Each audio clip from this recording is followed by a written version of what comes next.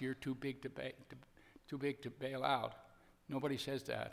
They just say the catastrophe will be bigger. Who knows how big? It will be so big that maybe we can't dig our way out of it, that we may have a country in ruins if we let that line keep going up. Now, if the job of fixing it was so difficult, I wouldn't be here. I wouldn't be here. But the job is not so difficult to fix this. I will tell you that when I boil it down, there are only two things that have to take place for us to fix this debt. I'm going to use the right words: deficit, which is the annual event, which added together is the debt. Well, there's another chart up here. You see that one? That says up there that health care spending, you see that blue line? That big blue line? That's the health care spending of your federal government as projected by the best we've got at projecting. And the best way to explain it to all of you wonderful Americans is that it's up, up, and away. It's got to be fixed. You see that line? Somebody has to come up with a modification to the Medicare program of America that says to that line, bend, B-E-N-D, bend line, bend, so that instead of up, up, and away, in the foreseeable future, the line starts to come down and at some point levels out and stops going up. Now, if we don't do that one, it is pretty much acknowledged by experts that we can't fix the budget. It is so big and so imperative that if you don't bend the line, you can't fix the deficit, thus you can't fix the debt. Now, the second thing that just cries out is the tax code of your country. The tax code enters into all of our lives in various ways, and it can be good, and it can be very mischievous, and it can be terrible.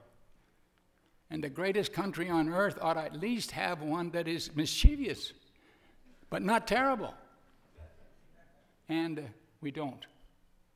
So all the message I'm leaving is, number one, we've got to start saying as Americans, we promised too much in the name of the federal government for health care, and we can't pay for it, and we got to bend the line.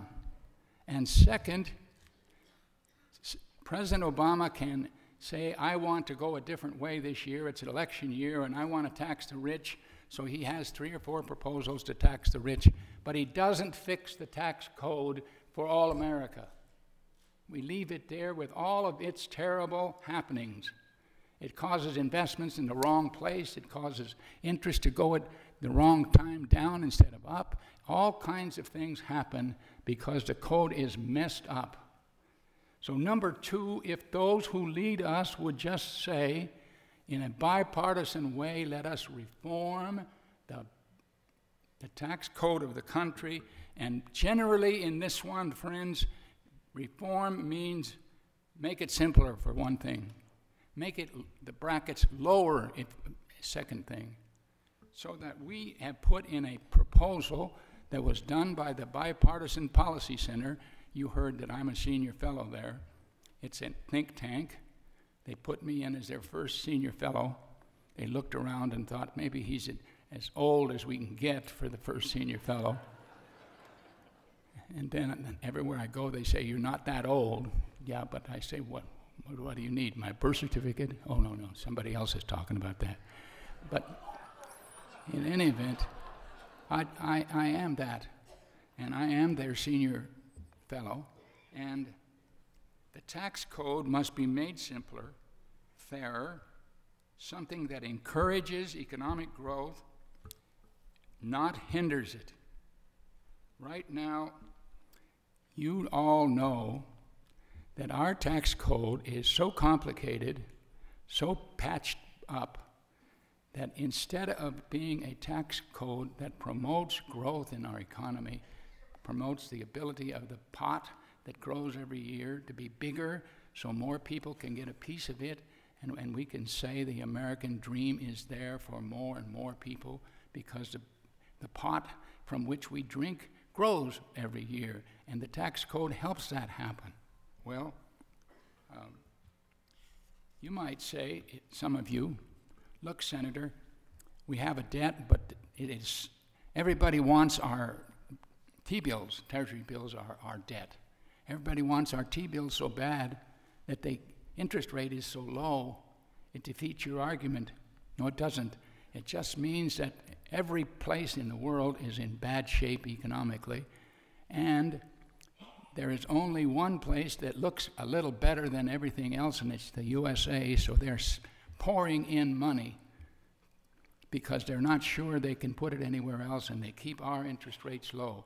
But wait until the door opens one of these days with this kind of debt, somewhere between $10 and $16 trillion, depending upon which formula you use. That's what's looking at, that's what you're paying interest on. And when it gets big enough that the interest goes skyrocketing because it doesn't have as much value as it has today. And believe you me, the Chinese are working and making their money such that it can be used, their yuan, instead of ours. And when they get there, that's going to be another loosening of our hold on foreign money. So I came to you today after I was invited with the idea that I could try to get rid of the cap that you might have seen me in as a senator, sitting around trying to get a balanced budget, which we did get 3 of them. Bill Clinton was president, and then we got 2 after that, so we got a total of 3. That wasn't enough for as long as I worked there, but I didn't come with that garb on. I came as a citizen, one-to-one, saying to you just 2 things. We got to fix the entitlements led by Medicare so we bend the curve on the growth of that program. It is more than we can afford and will eat us alive. And second, we got to change the tax code so that it's simpler, fairer, and moves in the direction of causing growth and creating an atmosphere for jobs. Now, I want to stop and then I take questions if that's what you want. I want to say that there's a young man, governor of Indiana, who I watch rather carefully as a Republican. I'm very sorry he can't run. He's decided he won't run for president, and that's his privilege and his right. But he said, when talking about the idea of do you have to have some revenue in the mix to solve this budget, and I've just told you, and let me go back and clarify it, that if we do the one thing, which is fix the entitlement, then we go and we reform the tax code as I talked to you about it, and we probably have the tax rates lowered as they are in the Domenici-Revlin budget that we presented after months of work. So we're going to have some increase in taxes as we reform the code. And this young governor said, I have no interest in standing in the wreckage of the Republic and saying, I told you so, or you should have done it my way, close quotes. What I'm talking about is that I truly fear that if we do not agree on a solution to this issue soon, not next week or next month, but soon, the economic fate of this great, marvelous republic may be sealed. And I'm sorry to tell you, it's not going to be sealed with all kinds of good things inside the seal. Inside the seal are the serpents of folly that'll cause us to be falling apart as a people, as a nation. We can restore America's future, regain our prosperity, and continue to be the world's leading innovator and the leader of innovation and achievement. But I think the only way that can happen is if we decide in advance to fix the entitlements, bend the line, reform the tax code, make it simpler, fairer, less onerous brackets, and corporate taxes reduced so they're competitive in the world. When you do those things, it doesn't sound so big. They can be done. We can be saved. Thank you very much. It's great to be with you. I'm glad I came.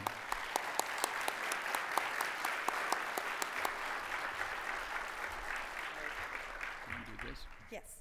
Thank you, Senator. And now we'll take some questions from the audience. Please come to the mic. Somebody there. Yes, sir. Yes, I'm Ron McMaster from Owens Community College in Toledo, Ohio. Yes. And as all of us in this room know, the finances of community colleges have to conform to the generally accepted accounting principles. Why does that not also obtain with government? You have to tell me what he said. Could you repeat the question and talk into the mic? I don't think the senator could Okay, hear. maybe I'm not close. There, that's better. Remember I told you I was very old. Yes, okay. I'll remember that, and thanks for your talk. That was very interesting and to the point. And this is kind of following up on that. The finances of community colleges have to conform to the generally accepted accounting principles. And the question is, why doesn't government have to do that? General accepted. Accounting principles. In other words, the books have to be laid out in a certain prescribed way. That's true for any community college, and I think it's also true for any business in the United States, but it doesn't seem to be for the federal government. Frankly, sir, I don't know. I mean, sounds like something good. On the other hand, maybe we don't have the need for it that you all need, that kind of accounting. I don't know, so I'm very sorry. Okay, thank you. Senator, I'm Dave Harvey from Danville Area Community College in Danville, Illinois. My question is, our first speaker this morning mentioned social issues and said AARP didn't need money because they had such a large membership and they could lobby on behalf of Medicare and Social Security. You said that Medicare and healthcare spending, if we don't bend that line, the economy will collapse. So how do we as Americans lobby for things that are good for the country and not just good for our individual groups? I'm just so sorry. My ears don't work. Did you get it? Don't have him do it over. Okay. You want him to have to do it over? No, I don't get it. Something's wrong with my, I do have the right kind of ears, but I can't get it. Something's wrong. Do you want him to repeat it again? You want to repeat it? Or? Would you repeat it again, please? And just if you could do just the question, I think that would be helpful. Yeah, I'm in the middle. I'm over here, Senator, okay. in the middle. Okay. He's over here, sir. Oh, over there. Yeah. Question. Yeah, and the question more or less is the first speaker said that there was a question on social issues and lobbying, and he said that very large groups like AARP didn't need money because they had such a large group that they would lobby on behalf of Medicare and Social Security, which was for the benefit of their groups. Okay. You said that is a problem with that, so how do we, when we lobby for what's good for the country as a whole and not just for our individual groups? Oh. Well, sir, it's very difficult to say how you get the right prescription for lobbying. I don't know. I can tell you that there's a misunderstanding when you talk about who are the lobbyists and which are the big lobbyists. I don't think people very often say that the biggest and most powerful lobby, in the good sense of the word, are the senior citizens of the country. They are the biggest in number and the